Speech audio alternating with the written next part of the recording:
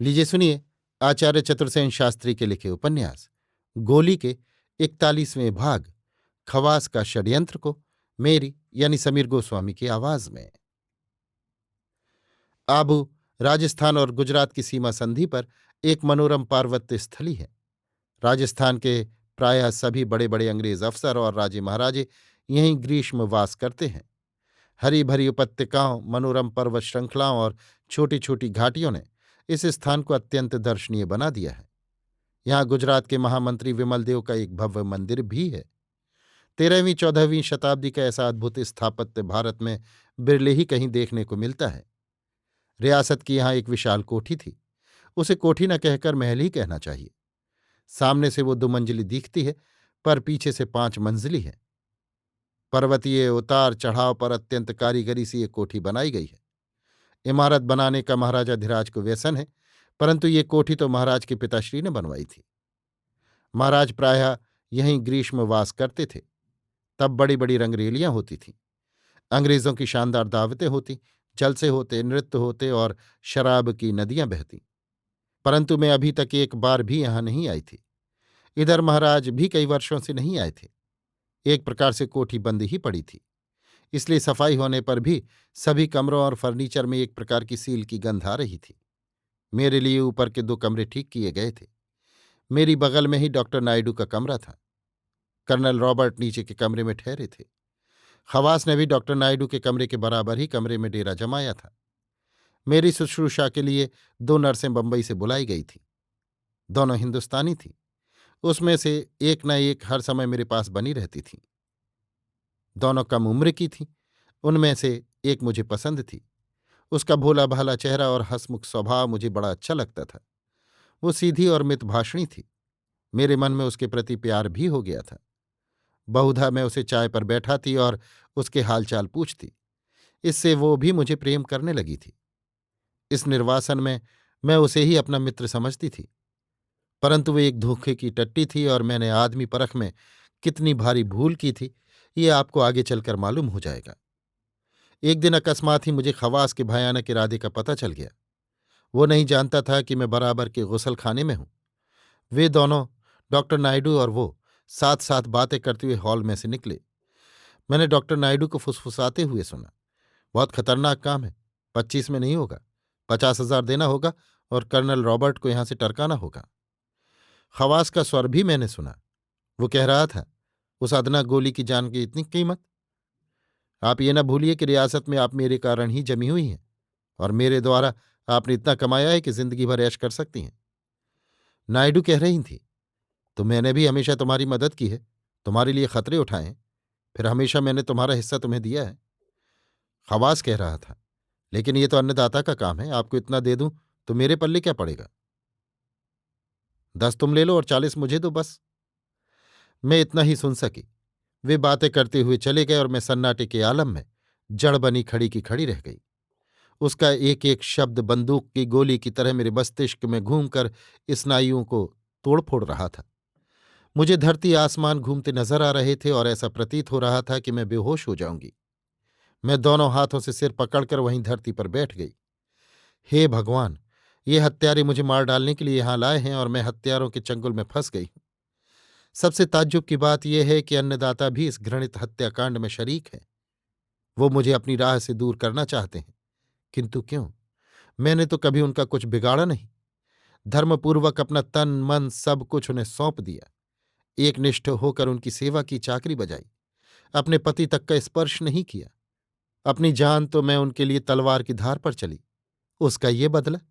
ये भी क्या हमारे गोली गुलामों के भाग्य में लिखा है? इन राजा रईसों के लिए हम केवल फूलों के गजरे हैं। बासी होने पर फेंक दिए जाते हैं, हमारी जगह और ताजे आते हैं। हम में जैसे जान नहीं है, एहसास नहीं है, इज्जत नाम की कोई चीज नहीं है। हम गोली हैं, गुलाम हैं, मनुष्यों में अधम, स्त्री जाति में कलंक रूप। अधर्म ही हमारा धर्म है, दुष्कर्म और दुराचार ही हमारा सदाचार है। सो क्या इसी पाप का दंड मुझे भोगना पड़ेगा? परंतु बात क्या है? क्या कोई ताजा फूल अन्नदाता की सेवा में आ रहा है? फिर मैं तो अभी जवान हूं, सुंदर हूं। बचपन की सारी आदतें तो अभी मुझ में हैं।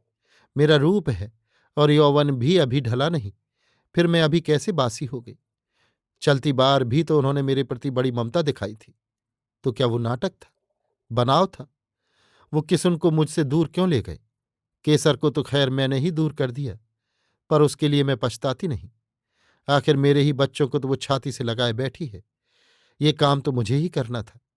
सभी माताएं यही तो करती हैं। पर गोली तो डायन होती है, माता कहाँ होती है? उसका धर्म तो संसार की सभी स्त्रियों से निराला होता है। पाप ही उसका पुण्य है, मृत्यु ही उसका जीवन है। सो अब ये मुझे मार कर क्या सचमुच जीवन देना चाहते हैं? पर प्राणों से मेरी इतनी ममता क्यों है?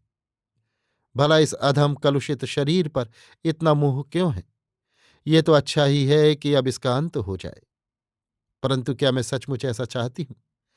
ये तो मैंने आज पहली बार अनुभव किया कि मैं अपने जीवन से कितनी लिपटी हुई हूं।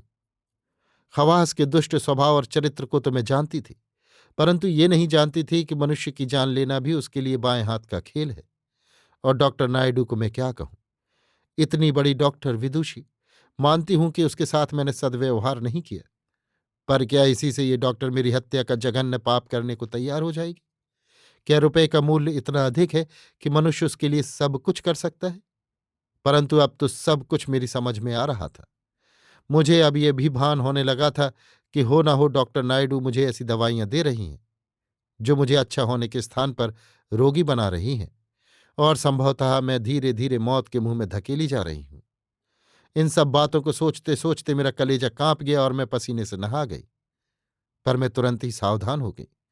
मुझे ऐसा प्रतीत हुआ जैसे मेरी संपूर्ण चेतना मेरी रक्षा के लिए उद्विग्न हो उठी है। अब मैं अपनी आत्मरक्षा के लिए चौकन्नी हो गई। मैं सोचने लगी कि अब मुझे क्या करना चाहिए और किसकी सहायता लेनी चाहिए।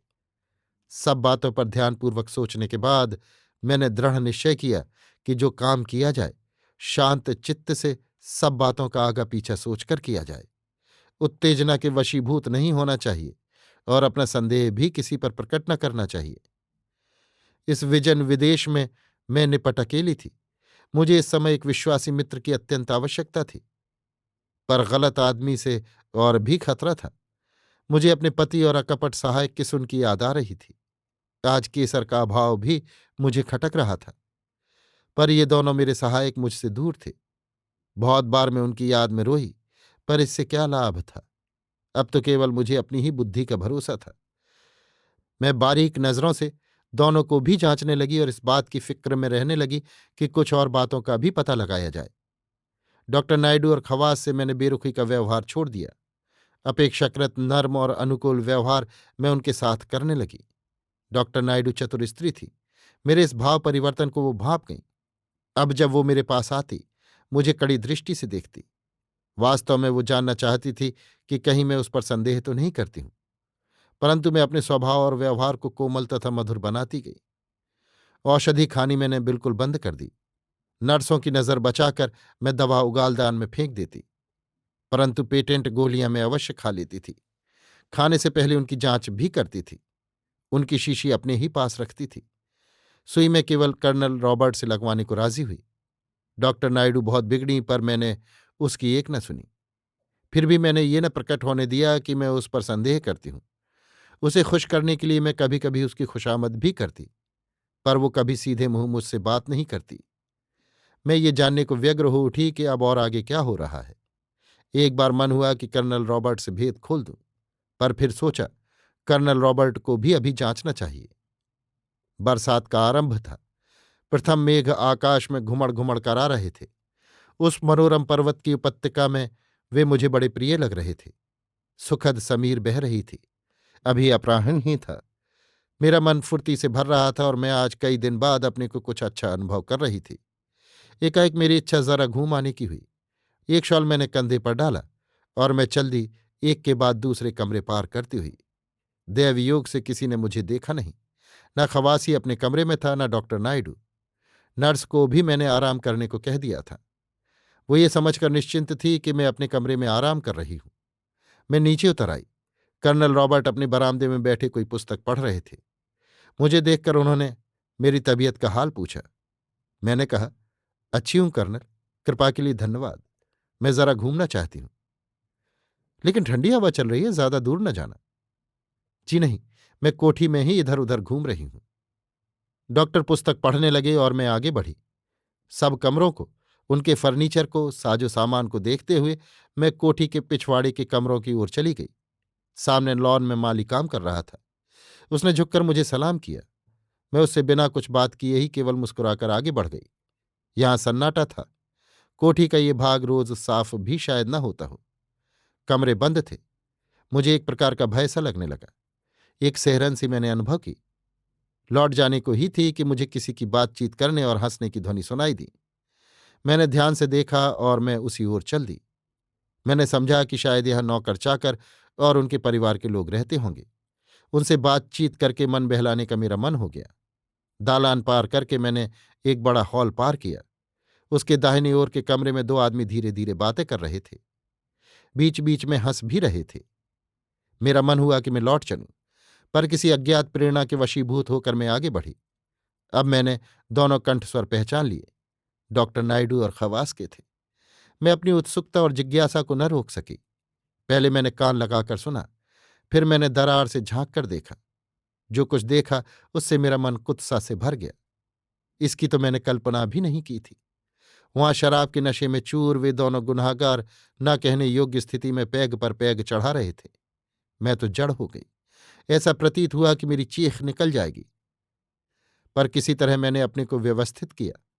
यद्यपि मैं चाह रही थी कि ठहरूं और देखूं कि कहीं कुछ मेरे विपरीत बात भी सुनाई देती है या नहीं, तथापि मैं ठहर न सकी।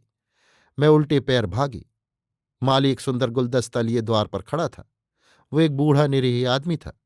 उसने मुझे झुककर सलाम किया और गुलदस्ता मुझे भेंट किया। मैं उस समय किसी से बातचीत करने की स्थिति में नहीं थी।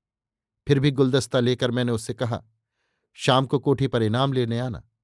वो झुककर सलाम करके एक ओर खड़ा हो गया और मैं लंबे पग रखती हुई अपने कमरे में आ पलंग पर पड़ी रही। इस समय मेरा दिल जोरों से धड़क रहा था। मैं बहुत परेशान थी, परंतु न जाने कैसे मुझे जल्दी ही नींद आ गई और मैं सो गई। अभी आप सुन रहे थे आचार्य चतुर्सेन शास्त्री के लिखे उपन्यास गोली के 41वें भाग खवास का षड्यंत्र को मेरी यानी समीर गोस्वामी की आवाज में।